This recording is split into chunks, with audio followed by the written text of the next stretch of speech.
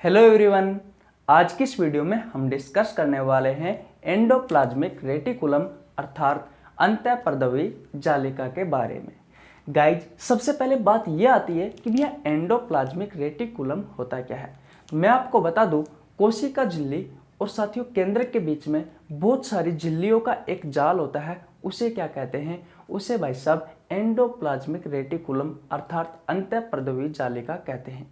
साथियों, इसकी खोज पोर्टर नामक वैज्ञानिक ने की थी। ये दो प्रकार की होती है, एक होता है साथियों स्मूथ एंडोप्लाज्मिक रेटिकुलम और एक होता है साथियों रफ एंडोप्लाज्मिक रेटिकुलम। आइए साथियों इसके बारे में डिटेल में डायग्राम की सहायता से समझते हैं।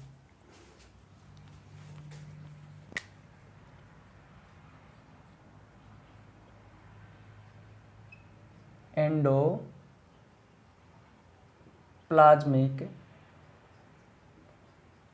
रेटिकुलम, इसे साथियों शॉर्ट फॉर्म में कहा जाता है ER और इसे हिंदी में कहते हैं भैया अंतःपर्दवी जालिका। साथियों, इसकी खोज किसने की थी? तो भाई साहब इसकी खोज की थी एक वैज्ञानिक था पोर्टर।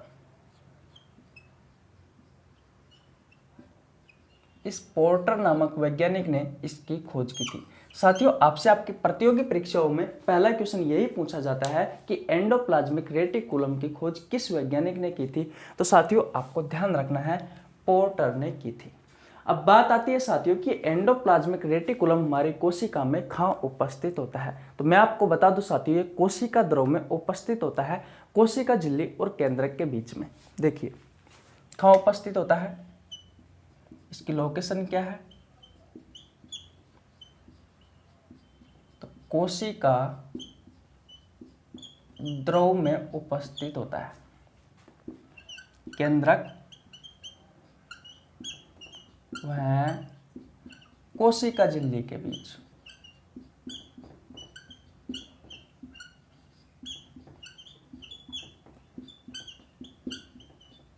किस तरीके से? आइए साथियों डायग्राम की सहायता से समझते हैं। साथियों, मैं आपको एनिमल सेल का डायग्राम की सहायता से समझाता हूं। ये कौन से सेल अपनी? एनिमल सेल है। साथियों आपको ध्यान रखना है, एनिमल सेल का जो सबसे बाहरी आवरण होता है वो होता है भाई साहब कोशिका झिल्ली। हालांकि जो प्लांट सेल होता है उस प्लांट सेल का जो सबसे बाहरी आवरण होता है वो होता है सेल वॉल यानी कि कोशिका भित्ति। बात क्लियर है? एनिमल सेल के बिल्कुल मध्य में साथियों क्या पाया जाता है? केंद्रक पाया जाता है। क्या पाया जाता है? केंद्रक पाया जाता है। और इस केंद्रक को सुरक्षा प्रदान करने के लिए साथियों केंद्रक के चारों ओर एक झिल्ली पाई जाती है, उसे कहा जाता है साथियों केंद्रक झिल्ली। इसे क्या कहा गया है? केंद्रक झिल्ली। साथियों आपको ध्यान रखना है, केंद्रक झिल्ली और कोशिका झिल्ली के बीच में एक द्रव भरा रहता है, उसे क्या कहते हैं साथियों? उसे भाई साहब कोशिका द्रव कहते हैं। उसे कोशिका द्रव कहते हैं। तो यही तो मैंने बताया था कि भाई साहब एंडोप्लाज्मिक रेटिकुलम ये कोशिका द्रव में उपस्थित होता है, केंद्रक और कोशिका झिल्ली के बीच में उपस्थित होता है। ये आपका केंद्रक है और ये आपकी कोशिका झिल्ली है। इसके बीच में साथियों बहुत सारी झिल्लियों का एक जाल होता है, उसे क्या कहा जाता है? अंतःपर्दवी जालिका या एंडोप्लाज्मिक रेटिकुलम। साथियों इसे शॉर्ट में ER कहते हैं। अगर ये बात आपको समझ में आ गई है साथियों, तो इसकी संरचना देखते हैं और फिर इसके प्रकार देखते हैं। चले भैया आगे। अगर आपने स्क्रीनशॉट नहीं लिया है तो स्क्रीनशॉट ले लीजिए। चलो आगे मिटा दूं। लोकेशन समझ में आ गई आपको इसकी, और इसकी खोज आपको समझ में आ गई। अब बात करते हैं साथियों इसकी संरचना की।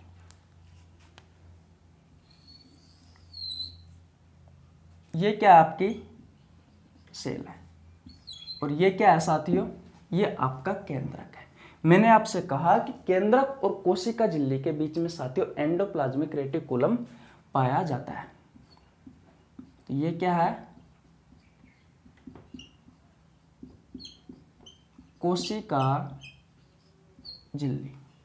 और ये क्या है साथियों, एक मिनट, ये क्या है भैया, ये है केंद्रक। अब देखिए साथियों, किस तरीके से बहुत सारी झिल्लियों का एक जाल होता है, मैं आपको डायग्राम की सहायता से समझाता हूं।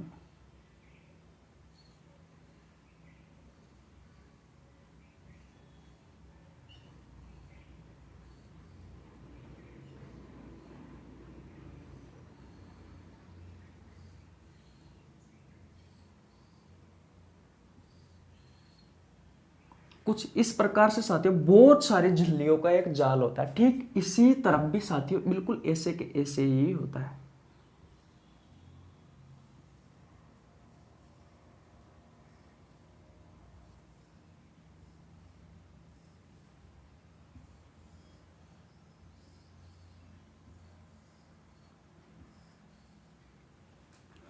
इस तरीके से होती है भाई साहब आपकी एंडोप्लाज्मिक रेटिकुलम। अब ध्यान रखना है साथियों, जो केंद्रक के पास वाली जो झिल्लियों का जाल है उस पर साथियों राइबोसोम बिखरे हुए रहते हैं, राइबोसोम उपस्थित होते हैं। ये मैंने साथियों राइबोसोम बना दी, इस तरफ भी बना दूं।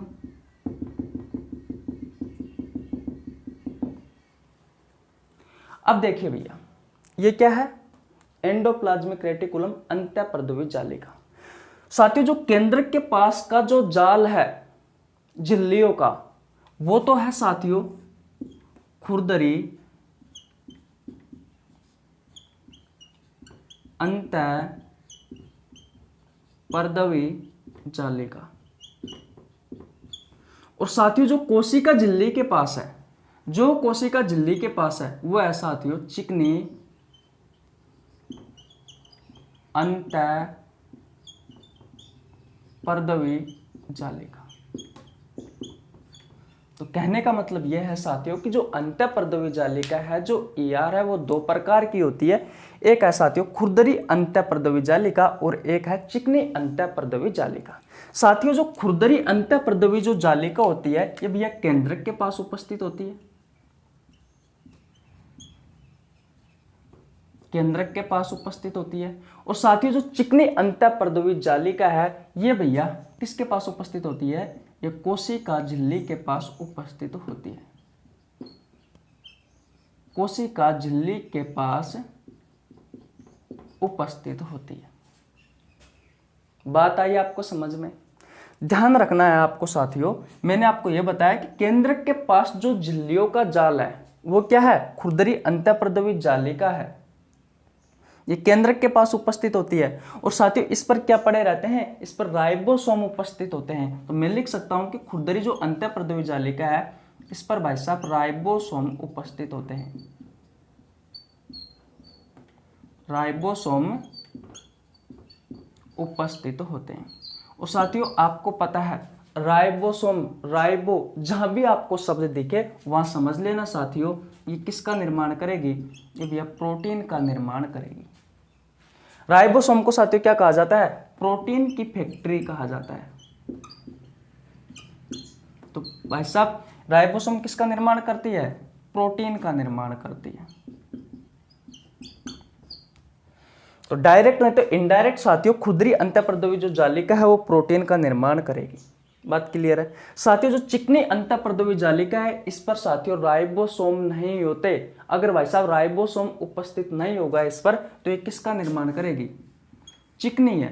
तो साथियों ध्यान रखना है आपको, वसा का निर्माण करेगी। चिकना कौन कौन होता है, घी, तेल, डालडा, किसके स्रोत है, वसा के स्रोत है, इनसे हमें वसा प्राप्त होती है। तो ध्यान रखना है चिकनी है तो इस चिकनी से आप याद कर सकते हो कि वसा का निर्माण करेगी। और जो खुरदरी अंत्यपर्दवी जालिका होती है ये भी आप प्रोटीन का निर्माण करेगी। बात ये आती है साथियों कि ज्यादा स्थायी कौन होता है। तो साथियों ध्यान रखना है केंद्रक जो होता है उस केंद्रक को कोशिका का ब्रेन कहा जाता है। और साथियों जो ब्रेन के पास रहेगा वो क्या रहेगा, ज्यादा स्थायी रहेगा। तो साथियों जो खुरदरी अंत्यपर्दवी जो जालिका है ये ज्यादा स्थायी होती है, अधिक स्थायी। और ये भैया कम स्थायी होती है। चिकनी अंत्यपर्दवी जालिका यहां लिख देता हूं अस्थायी।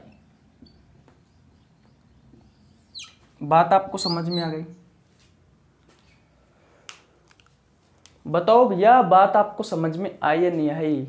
बस हो गया आपका एंडोप्लाज्मिक रेटिकुलम, कुछ नहीं है। मैंने कहा एंडोप्लाज्मिक रेटिकुलम दो प्रकार का होता है, एक होता है खुरदरी अंतःप्रद्रवी जालिका और एक होता है चिकनी अंतःप्रद्रवी जालिका। साथियों ध्यान रखना है,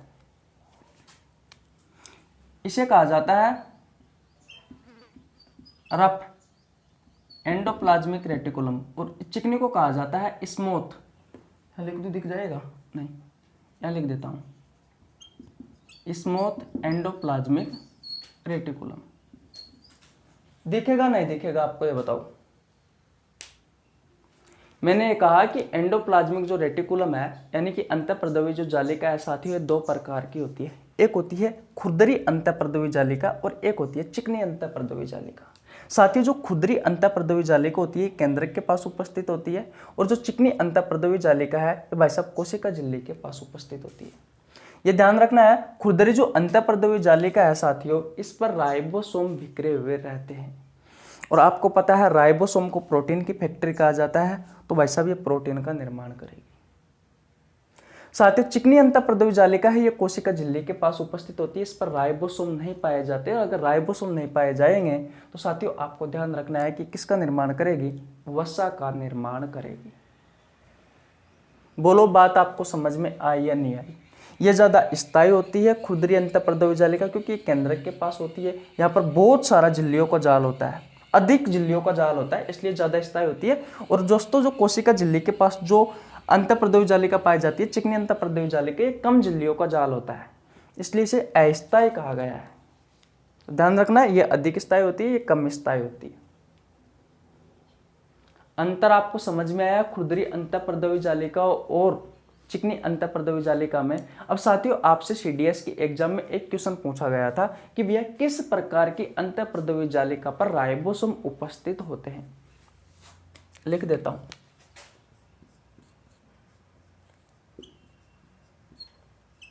किस प्रकार की अंतःप्रद्रवी जालिका पर राइबोसोम उपस्थित होते हैं? तो साथियों जो खुरदरी अंतःप्रद्रवी जालिका है इस पर क्या उपस्थित होते हैं? तो इस पर भाई साहब राइबोसोम उपस्थित होते हैं। यह आपसे सीडीएस की एग्जाम में क्वेश्चन पूछा गया था। तो ध्यान रखना है खुरदरी अंतःप्रद्रवी जो जालिका है ये भैया प्रोटीन का संश्लेषण में सहायक होती है और जो चिकनी अंतःप्रद्रवी जालिका है वो वसा के संश्लेषण में सहायक होती है। अगर आपको अंतर समझ में आ गया, अगर आपको इसकी संरचना समझ में आ गई है साथियों, तो इसका जो मुख्य कार्य है वो और बता देता हूं। अंतःप्रद्रवी जालिका का मुख्य कार्य क्या है? तो ध्यान रखना है साथियों, कोशिका द्रव है केंद्रक के बीच अणुओं का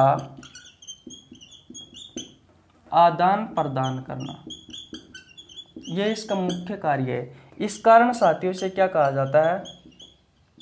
इस कारण इसे कोशिका का आंतरिक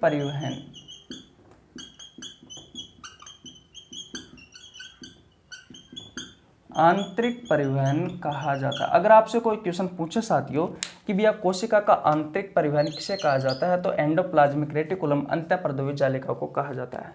यह बात आपको समझ में आई? कोशिका द्रव और केंद्रक के बीच अणुओं का आदान प्रदान कैसे होता है? तो भैया ध्यान रखना है, कोशिका द्रव क्या होता है? कोशिका झिल्ली और केंद्रक झिल्ली के बीच में एक द्रव बना रहता है, उसे कोशिका द्रव कहा जाता है। उस कोशिका द्रव और साथियों इस केंद्रक के बीच में जो खनिज तत्व है, जो पोषक पदार्थ है, उनका साथियों आदान प्रदान करने का कार्य कौन करता है? तो भाई साहब अंतःप्रद्रवी जालिका करती है, एंडोप्लाज्मिक रेटिकुलम करता है। यही कारण है साथियों इसे कोशिका का आंतरिक परिवहन कहा जाता है। परिवहन का मतलब क्या है साथियों? परिवहन का मतलब है ले जाना और लाना। ठीक उसी तरीके से नाम दिए जाते हैं साथियों, रिलेटेड तरीके से दिए जाते हैं। बात आपको समझ में आई तो आशा करता हूँ साथियों ये अंतःपरद्रव्य जालिका की कहानी आपको समझ में आ गई होगी। खोज किसने की, कितने प्रकार की होती है, इसकी संरचना कैसी होती है और इसका कार्य क्या है, बस इतना सा कि आपको याद करना है। आपके एग्जाम में सिर्फ इतना ही पूछा जाता है। साथियों मैं आपको बता दूं, ये जो वीडियो हमने देखी है, ये वीडियो सभी प्रतियोगी परीक्षाओं के लिए उपयोगी है।